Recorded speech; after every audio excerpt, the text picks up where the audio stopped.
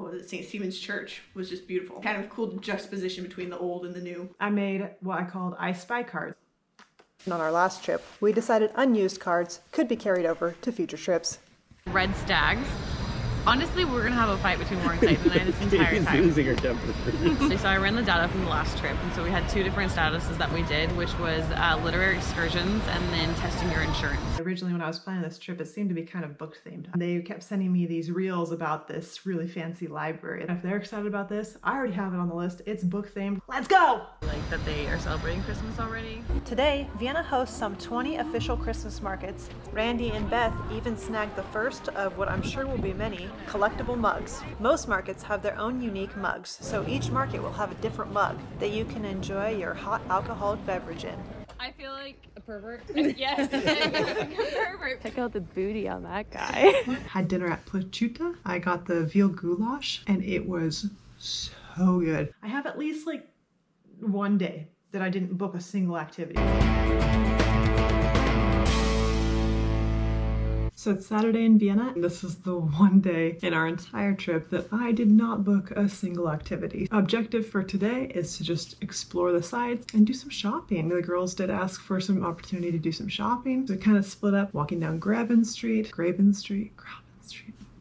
I don't know, I'm still working on my German. And doing some shopping and just kind of seeing the sights. I think about lunchtime we split up. Katie, Beth, and Marcia went to go find some sushi. Warren, Clayton, Randy, and I, not big sushi connoisseurs. We ended up splitting the group in 2. Randy and Warren, Clayton, and I, we explored St. Stephen's Christmas Market. I got a goulash and a bread bowl for my lunch from one of the stands. I had an amazing experience with veal goulash at our first night's restaurant. I was very happy to try it again. I remembered at the restaurant, a lot of the people in our group were saying, oh, we've had goulash back home, but it doesn't look like that. I think that the goulash that was at the Christmas market was maybe a little bit more akin to what they were used to back home. It kind of almost gave me like chili vibes in a sense. It was more of like a stew, whereas at Plachuta it was larger pieces of meat and then the dumplings on the side, and the dumplings kind of had an interesting texture. They looked like cheese curds, but they had like the texture like a gnocchi. I do like Plachuta's better, but I do love bread bowls, so it was still a win. And we explored more of the market. St. Stephen's Cathedral had a really cool Christmas market, a lot of cool little knickknacks, good shopping. I felt like the souvenirs there were really good. And then of course the big pull for it to get us started on what ended up being our Christmas market hopping was the St. Stephen's Cathedral Market had their trademark mugs that you can get your hot beverages in, and it's only alcohol. Unfortunately for me, I'm not a big drinker, so I was like, this is gonna be a problem. But I got like a hot apple strudel punch or something like that, so it's basically like apple strudel flavored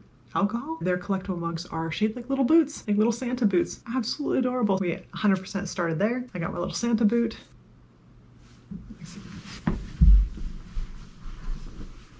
There it is. Isn't that the cutest thing ever? Just look at that. You can't go wrong. So that's where it started. And then we wandered into this Austrian clothing shop and they made everything by hand. So it was really great to see some more like the cultural aspects there through their clothing and their fashion. Katie had said that her and Warren Clayton had gone in there this morning and he had bought a vest. At that point in time, Warren Clayton had taken his stuff back to the Airbnb, and so it was just Randy and I. As we were exploring, they go, oh, there's a women's section downstairs, and I should have known not to go downstairs. I ended up buying a dress. It wasn't until we went to check out that Randy mentioned something about cowboy life or something like that. You could see the light bulb go on. They go, oh, we do know who your brother is, because she had said, oh, my brother came in earlier today. At that moment, they were like, the cowboy. After we came out of the store, Warren Clayton met back up with us, and we headed to meet the rest of the group. So Katie has a nice bike card from the last trip, and she's all proud of it and gonna throw it down. So I'm going to negate it with my red stag. She doesn't know I brought my ice bike card. She thought I lost them.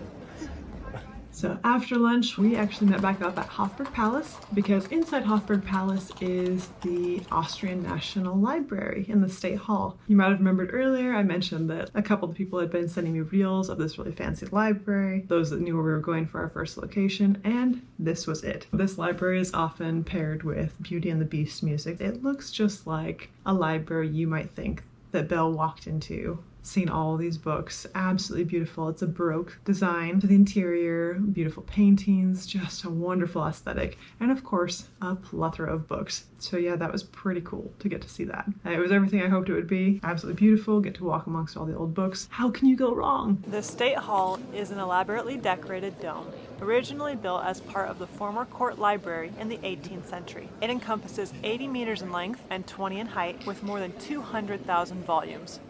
Beth said before the trip that if I lose her in Vienna, this is where I could find her, via a reel that she sent me. But the joke's on her, because if I lost Randy, this is also the first place I'd look for her too. Ultimately, our next stops was to go Christmas market hopping. We headed out from our Airbnb. We took a little bit of a different path, which led us right through Judenplatz Square, where it has a large memorial for the Jews that were killed during the Holocaust. I feel like I need to give a shout out to because it was a really beautiful monument. We paused there, kind of admired it, and then we headed on to our first Christmas market. Our first Christmas market that we came upon was called Hof, and it was really cool, but we kind of just walked through it. We were still kind of getting our feet under us. From there, we continued on down the street. The next one we stopped at was called Altwiener, which translates to Old Viennese or Old Vienna. It's the Old Viennese Christmas market. I really thought that the two we started with were going to be German speaking only because that's what they've been advertised as, but so far everyone in Europe has been pretty accommodating of people who speak English, which has been very convenient for us. We were at the Altwiener Christmas Market, and Beth decided that she needed a mug from there because she thought Altwiener was pretty funny. The mugs were pretty simple. They were just red. They said Altwiener on them, but her and Katie were determined that they wanted their Old Wiener mugs. So off they went. Me, I got distracted by the pretzel stand. I walked up to the pretzel stand gal, and yeah, I'm trying really hard to do the best I can with the language, right? So I'm like, ich mochte eine Pizza Pretzel. Danke. So she got me my order, and then she rattled off something back to me in German, and I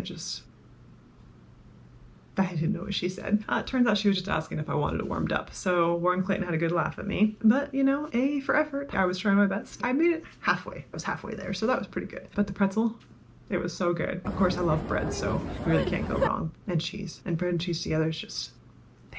So that was awesome, and Katie and Beth got their Old Wiener mugs, so everyone was happy, and we moved on to our next Christmas market. We had walked this path before when we went to our dance lesson. This time we were going to get to like stop and stay a little bit. So we headed to the Christkindlmarkt, which is right in front of the city hall. So it's the Christmas market in Rathausplatz. These words, they're hard, they're long. Okay, I'm trying. When we got there, very, very crowded. There was a huge crowd gathered across the street. They had a big archway out front. It wasn't lit up when we walked through for our dance lesson, and it wasn't lit up when we arrived this day. I suspected they were going to be doing a lighting ceremony, and it turns out they were. They ended up lighting it after we left because we didn't stay all that long. There was huge crowds. Now, usually as a very tall person, I don't have problems keeping an eye on the group. I can usually see people through a crowd. I didn't think about the fact that here in Austria, everyone seems to be tall. Why is this relevant?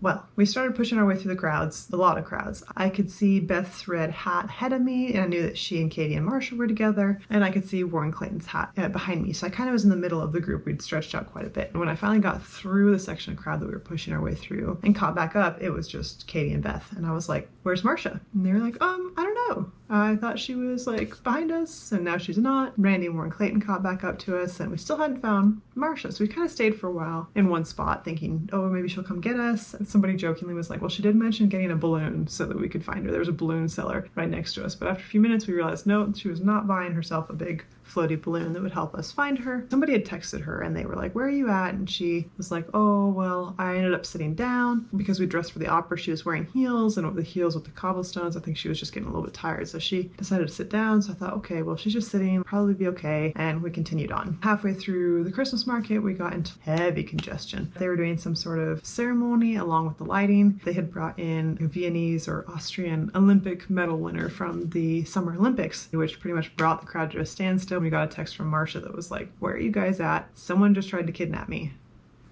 That's not what you want to hear at all. Vienna is supposed to be one of the safest, if not the safest city in mainland Europe. Yeah, not what you want to hear. There's no sense in being frantic because we're not going to get through this crowd, but we deliberately started pushing our way through. She's like, where are you at? Where can we meet you? That sort of thing. She had said like some nice German couple had grabbed her so that this guy didn't carry her off, and they were staying with her, and she was over by the carousel. At that point, we were over it. We were over the crowds. We were over everything. We just shoved our way back to her. We just grabbed her and left. Like, we were kind of over it, which was a shame. It was a huge market. If I ever went back, probably visit that one during the day and avoid the crowds at night. It was pretty crowded when we walked through the night before, but it could have been because it was the lighting ceremony. That could have been a big factor. It's hard to say. We weren't there long enough for me to really get an accurate assessment. Katie wanted to return to the Hof Christmas Market because she really wanted the mug from there. At that point, her and Beth are set. They are like, we are collecting mugs. So now we're going to go back to a Christmas market that we skipped over. Katie was like, they have this really cute turquoise mug, and I want it. Of course, at this point, I had to make Warren Clayton finish off my alcohol so that I could buy another mug. All I'd managed was 2 mugs. Here's the turquoise one right here. Got like a little gnome on it, sliding down. Yeah.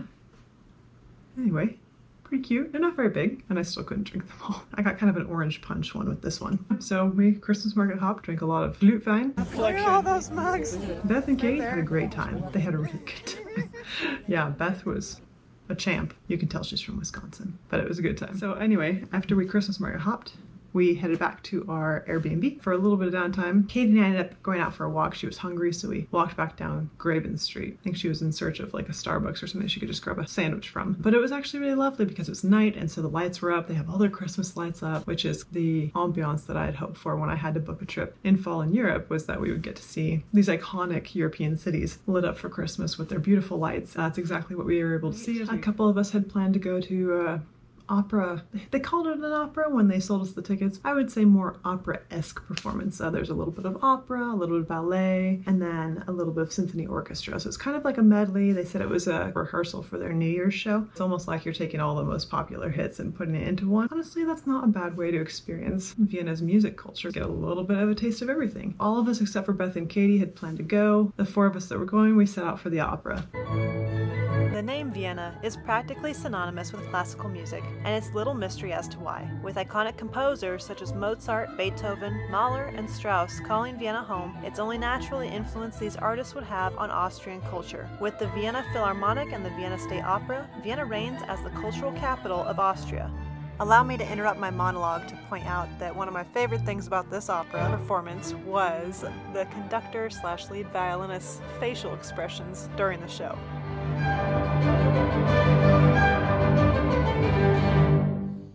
So much of Vienna's culture either ties back to music or music is tied to it in some form or another. Vienna is the capital of waltz, hosting over 450 balls each year, with peak ball season being in January and February. In the early 1800s, the Viennese waltz, along with the accommodating dance halls, weren't the only famous byproducts of the time. Composers who wrote and performed music became iconic celebrities that are still celebrated to this day. Johann Strauss I, musical genius, delighted the masses and made him akin to a modern-day rock star. His son, Johann Strauss II, made even more of a name for himself. But the love of music permeates far outside of Vienna, with the biggest grossing musical of all time, The Sound of Music, having been filmed in Austria as well.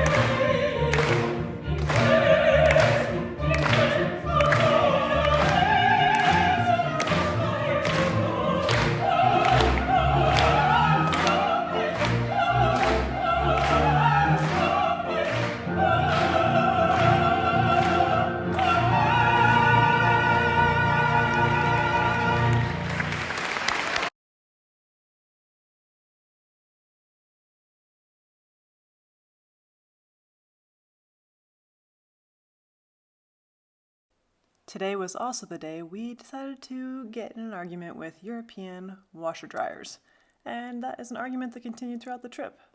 Thanks to Marcia for spearheading the effort because she's the one that kicked us off on it, and it continued to irritate us, I should say, for the rest of the trip.